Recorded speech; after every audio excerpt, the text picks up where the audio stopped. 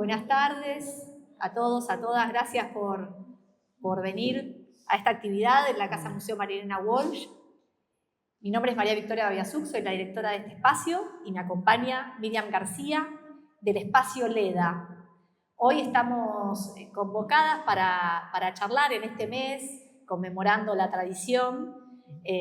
Nos parecía oportuno traer a la figura de Leda Valladares. Así que antes que nada, gracias Miriam, Roberto, ambos de Espacio LEDA por estar acá participando de esta actividad. Gracias por la invitación, gustosos.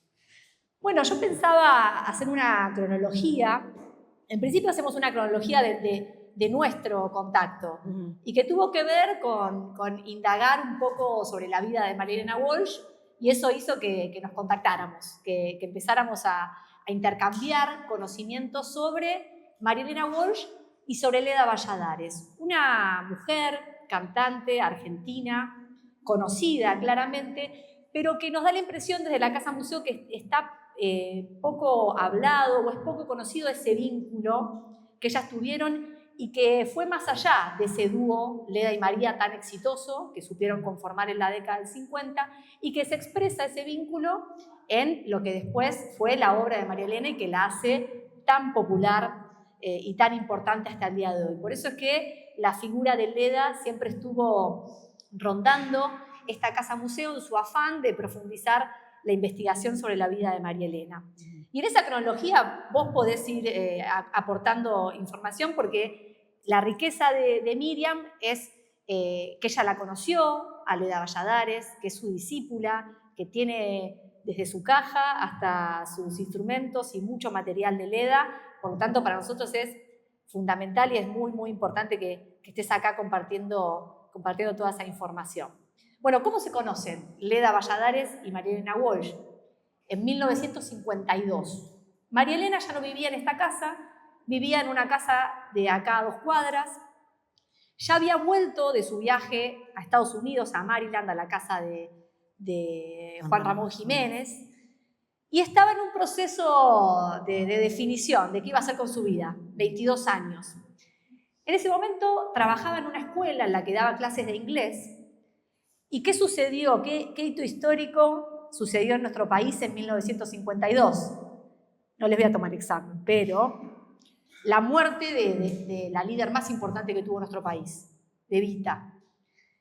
En ese momento María Elena daba clases de inglés y la escuela la obliga, porque obligaban a todas las escuelas, a llevar el luto y a dar la razón de mi vida en anglosajón. Como María Elena no aceptó, la echaron. No fue algo traumático en su vida, pero sí es un elemento fundamental para explicar lo que vino después, porque a partir de ese suceso María Elena decide irse. Después le dedica, varios años después, un hermoso poema a Eva. No es que la situación en sí le generó ningún malestar, simplemente fue lo que sucedió. Ella no quiso, la escuela la echó y ella vio una buena oportunidad para hacer otra cosa porque no le gustaba tanto la pedagogía. Ella también decía que no era lo suyo. Y en ese momento se empieza a cartear con Leda, que era profesora, egresada en Tucumán, que daba clases en Costa Rica. De filosofía. Daba clases de filosofía. Ella es profesora de filosofía y pedagogía. Es bueno ese dato porque a veces se dice que hacía un estudio antropológico, que seguramente sí, pero no era antropóloga. No, ella no es ni musicóloga ni antropóloga, pero muchos la califican como musicóloga o antropóloga. No, ella estudió en la Universidad de Tucumán la carrera de filosofía y pedagogía, que era una sola carrera, porque también muchos dicen, primero estudió filosofía y después ciencias de la educación. No, era una sola carrera, filosofía y pedagogía, y hizo el profesorado, no la licenciatura. Perfecto, y de ahí en algún momento fue a Costa Rica y empezó a dar clases en la universidad. Se empiezan a cartear con María Elena porque a Leda le había llegado un ejemplar de Otoño Imperdonable, ese primer libro de poemas que María Elena empezó a escribir a sus 15 años y que termina publicando a los 17. Seguramente a Leda le maravilló ese texto, como a todos los que tenían acceso, y empezaron a cartearse. Y en ese momento, cuando María Elena deja de trabajar como profesora, dice, bueno, es mi momento de partir, y combinan con Leda encontrarse en Panamá, un punto medio, para embarcarse en la Reina del Plata hacia París. Un barco carguero. Un barco carguero. No era un barco de turistas, sino de carga. Y ellas iban ahí con todos los obreros y trabajadores. Hay algunas fotos que se sacaban en la proa con los trabajadores de ese barco, ¿no? Claro, María Elena dice que ese viaje fue espectacular, que no tenían pensado con Leda conformar un dúo folclórico, que fue algo que surgió en ese conocerse, que Leda obviamente tenía su caja, empezaron a tocar en el barco, y en el barco Leda le transmite su repertorio de bagualas, de vidalas, de chacareras, y María Elena se pone a cantar, y para sorpresa de ambas, la gente la recepcionó muy bien, y les hacían sentir que eran profesionales de lo que estaban haciendo, así que una vez que llegaron a París, empiezan a ver cómo se ganaban la vida. Sí, en realidad ellas lo hicieron ese dúo para matar el tiempo, porque eran viajes que duraban muchos meses. Y cuando llegaron a París, en realidad no se plantearon ellas trabajar con el dúo.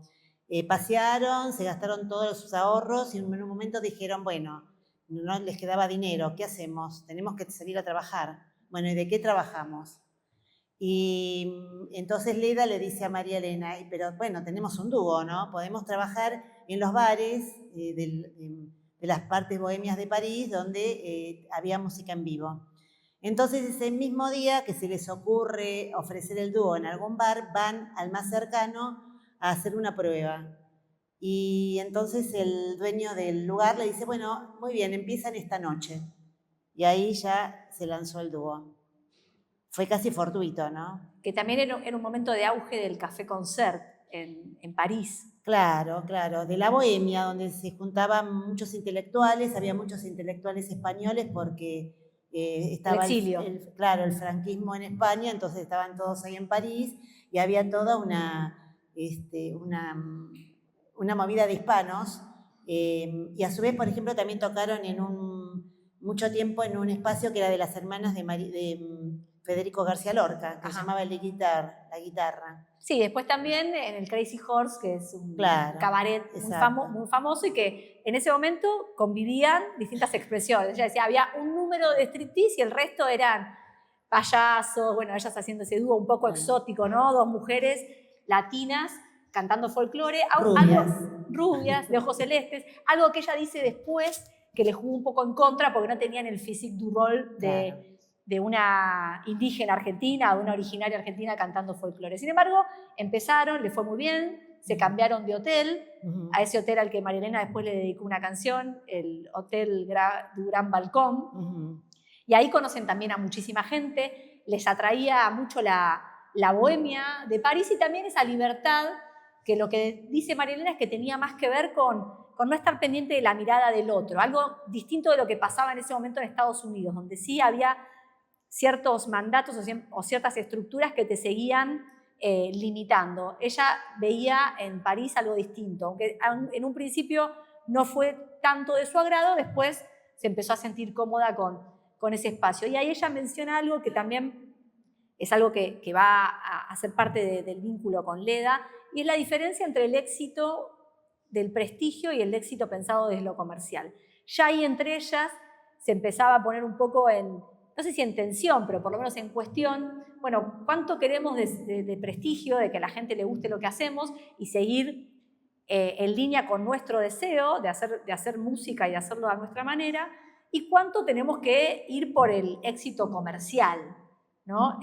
Y obviamente la subsistencia que vos decías recién, lo básico para ellas era poder estar en París y subsistir. María Elena decía que cuando llega se entera que la mayoría de los latinos o de los exiliados vivían de lo que hoy podríamos decir cartoneros. Iban juntando elementos en desuso y tenían que caminar un montón de cuadras hasta llegar a un lugar que se los cambiaban por chirolas. Y que eso también fue como, no, de esto no sé si tenemos tantas ganas de vivir, entonces quizás la música fue una forma un poco más agradable. Hicieron otras cosas también. Por ejemplo, pintaban botones de cerámica. Eso fue uno de los trabajos que hicieron como para salir del paso, hasta que, bueno, se instalaron bien con el dúo, ¿no?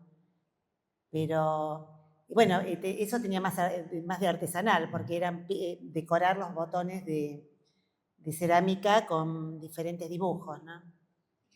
Bueno, vivieron de todo un poco, hasta que, bueno, en un momento deciden volver, estamos hablando de 1956. Y en esa vuelta se ponía un poco en cuestión esto que planteaba de hasta dónde estaban dispuestas a resignar sus principios o su intransigencia, que ella, cuando habla de Leda, menciona en distintas oportunidades la palabra intransigencia. Bueno, vos la conociste. Sí, bueno, era intransigente. Ajá. Hasta sus últimos días. Sí, eso no lo cambió nunca. Bueno, y en esa diferencia, y también lo que empezó a pasar es que empezaron a llegar a Europa un montón de grupos que tenían las mismas características que ellas, y que quizás esto que menciona, que ellas al ser rubias de ojos claros, quizás no tenían tanta llegada como otras personas. Lo que hicieron ellas fue algo sumamente novedoso, disruptivo, original. Claro, porque además si no las mirabas parecía, no sé, no las veías que eran rubias, delgadas, con un físico europeo ambas. No te daba, si solamente la escuchabas pensabas que eran dos mujeres del norte argentino, originarias, ¿no? Como suenan. Hoy mismo vos escuchás los discos y suenan a eso, ¿no? A originario. Claro, primero María Elena imita el canto de Leda y después cuando vuelven a la Argentina, en 1956, están un tiempito muy corto en Buenos Aires y se van al norte. Hacen un viaje en donde tocan y también dan conferencias. Ahí María Elena se sigue, ella dice, enamorando de las coplas y seguramente empezó a incorporar más de primera mano todo eso que antes había conocido a través de Leda, que sí era del norte, que era tucumana, claro, y que ya de alguna manera había nacido con esa tradición folclórica. Sí, no tanto, porque Leda conoce la baguala y el canto con caja a los 21 años, lo descubre. Ella, digamos, es de la ciudad de Tucumán y en su casa había un piano y en realidad lo que se tocaba era jazz en su casa. Porque accidentalmente había muchos músicos como los hermanos Ávalos, el Cuchi Leguizamón, que estaban estudiando en Tucumán y iban a la casa de Leda los fines de semana a tocar el piano.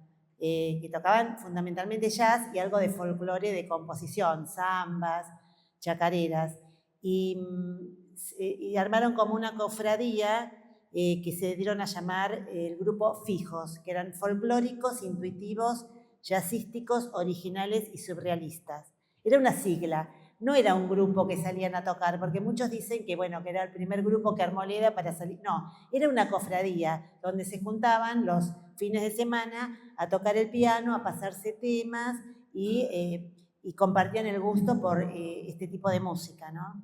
Y de libertad en la música.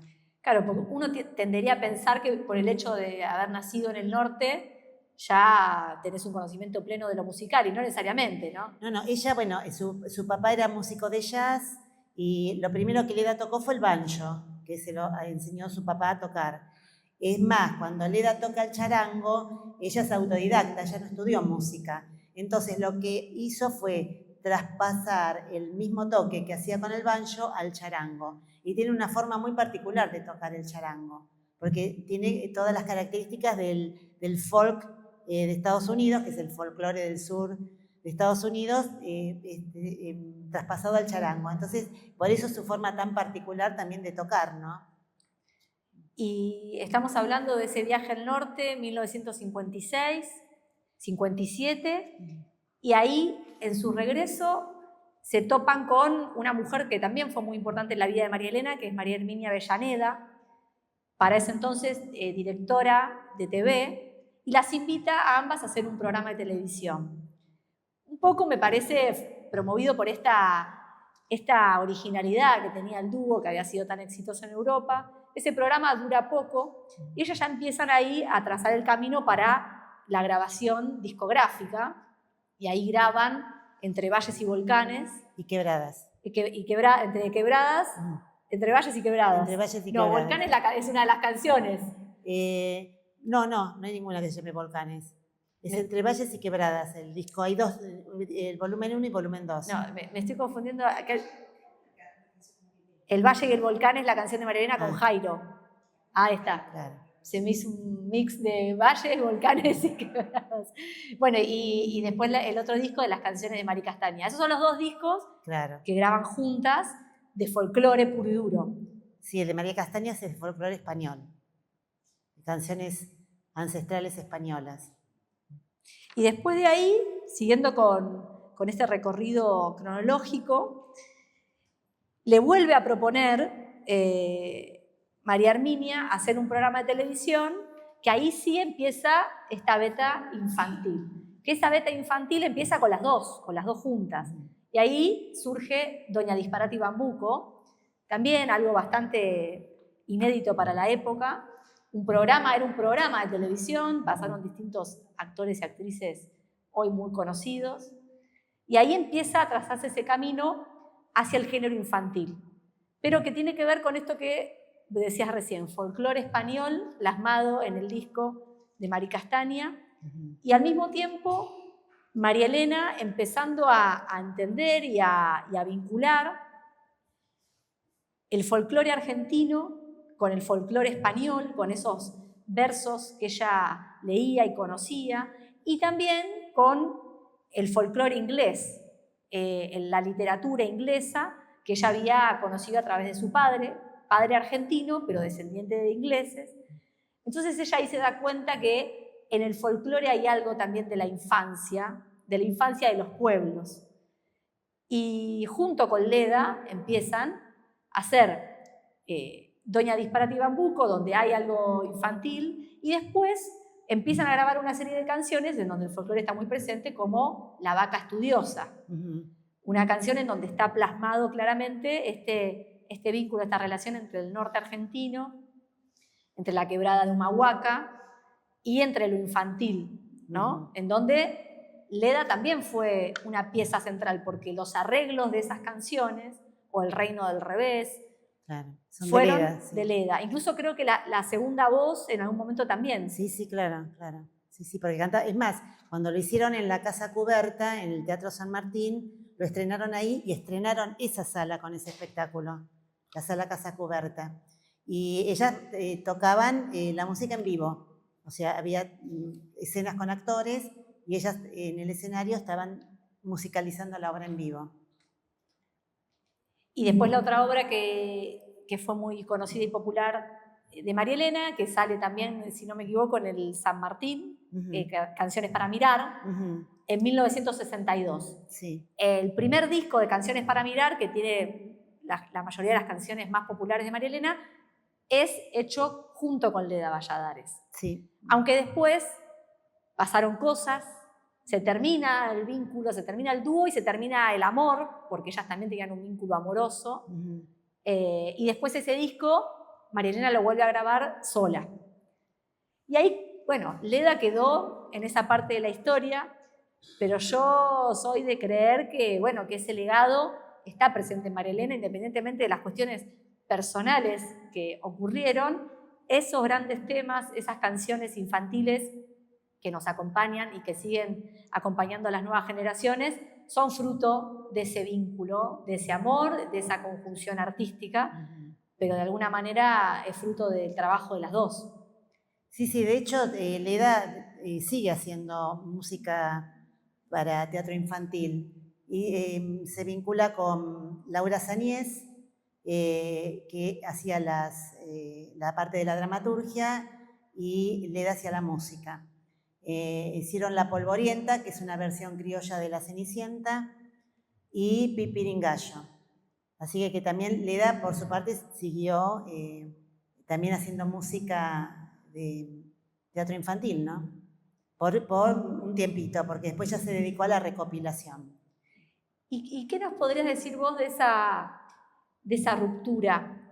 Porque uno tendería a pensar que hubo una ruptura desde una mirada simplista, ¿no? Que tenía que ver con que, bueno, Leda en su intransigencia no estaba dispuesta a ceder frente a los deseos del mercado, y que quizás María Elena tuvo un poquito más de predisposición. Esa es una de las posibles hipótesis, porque lo cierto no hubo nunca, o por lo menos yo tengo siempre este libro acá, que es como fundamental para la reconstrucción de la vida de María Elena, el libro que escribió Gabriela Mazú, donde María Elena narra toda esa parte de su vida en primera persona. Bueno, ella en ningún momento hace mención al porqué, pero sí da a entender que, bueno, que había ciertas cosas en las que Leda no estaba dispuesta a avanzar o a ceder, y ella sí, pero no es un elemento tan específico. ¿Vos qué crees que sucedió, además de esas diferencias quizás pequeñas? No, fue eso, que María Elena sintió que el dúo ya había cumplido un ciclo y Leda no estaba dispuesta a... Leda no tuvo una buena experiencia en la televisión, por ejemplo.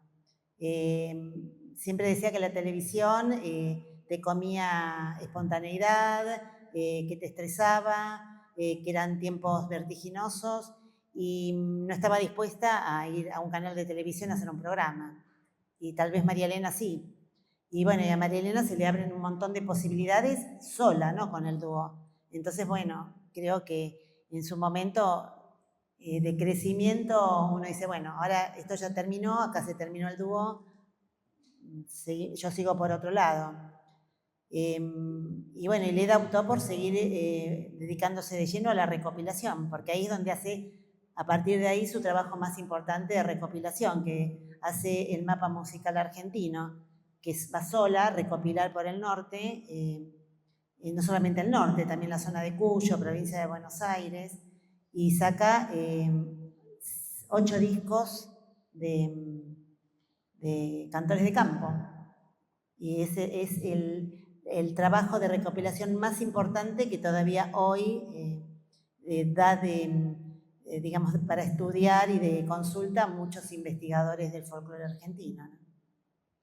Bueno, para las dos evidentemente ese dúo fue fundamental para después potenciarse. Y en todo ese tiempo, desde el 62 hasta el último día de Leda, ella te contaba algo de María Elena, la veía, no la veía. No tenían vínculo. No, yo creo que se terminó ese día que decidieron que el dúo no seguía más. No hubo más vínculo para nada. Ahí quedó. Quedó ahí. Bueno, pero quedaron un montón de cosas. Sí, obvio.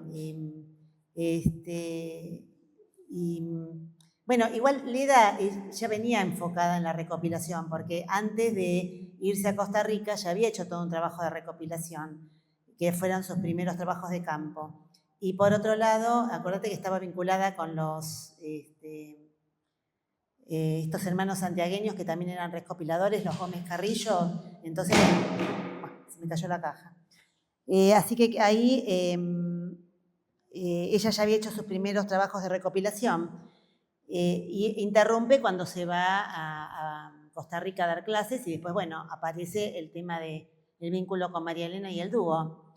Pero ella ya venía enfocada en ese tema de la recopilación. Y también musicaliza las películas de Jorge Prelorán, hace un trabajo muy importante con Prelorán en todas sus películas documentales.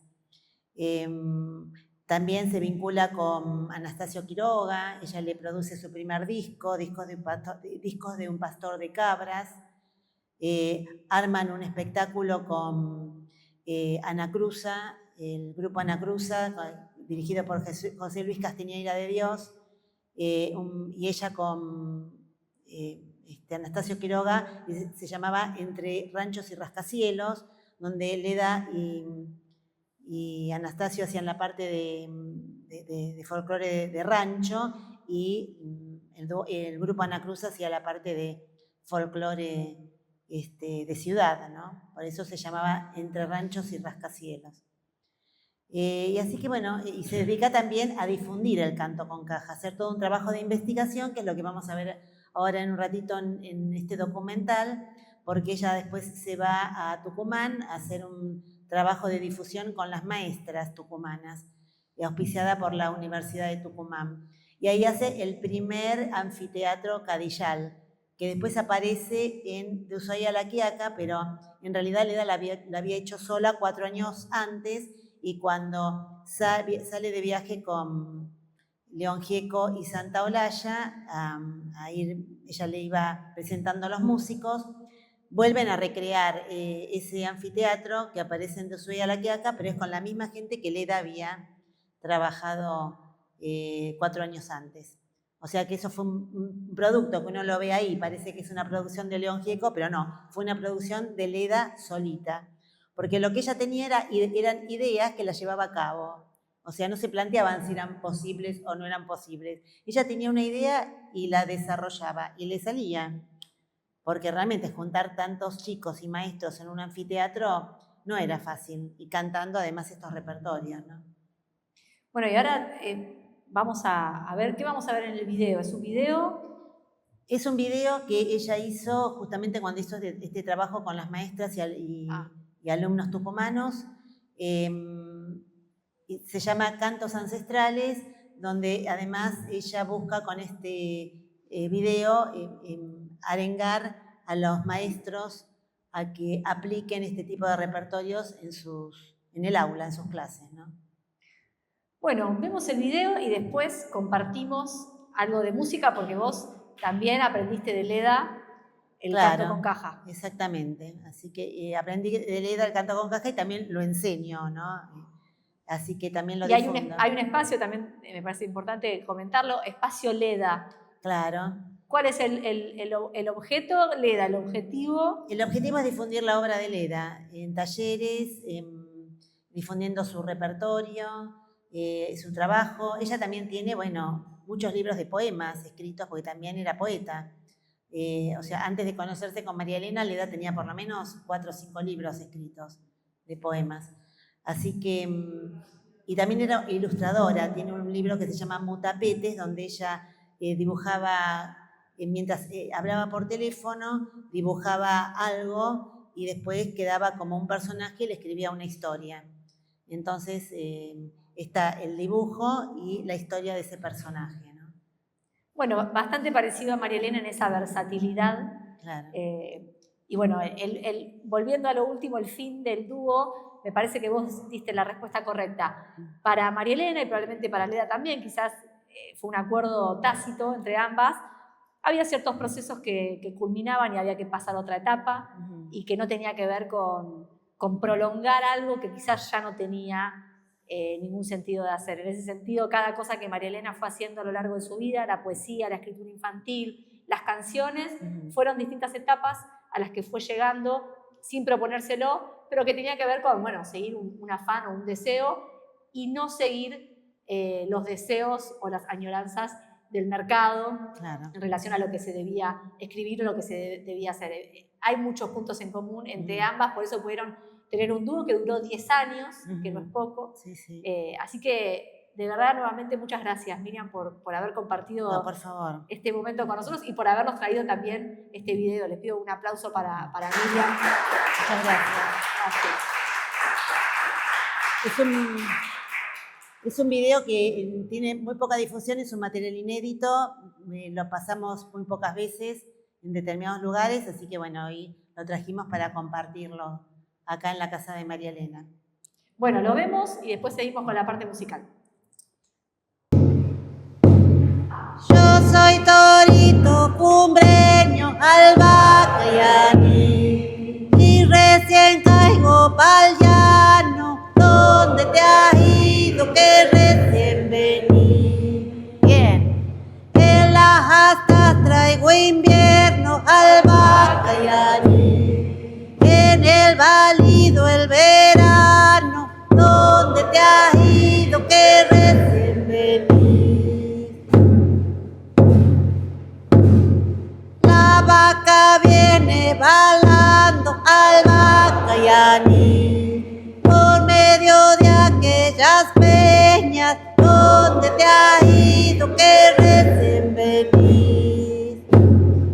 Viene buscando la guada al Bacayaní, viene cruzando la senda donde te has ido que recién venís.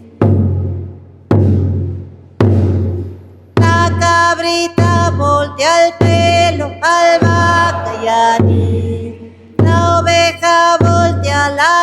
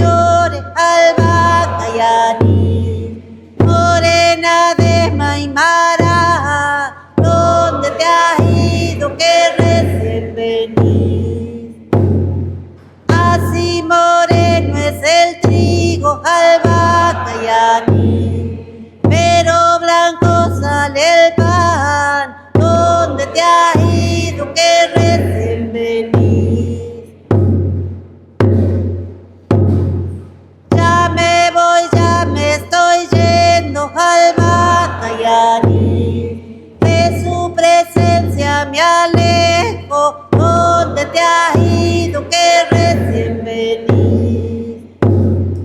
Y para que no me extrañen, alma Cayani, mi corazón yo les dejo, ¿dónde te has ido que recién venís?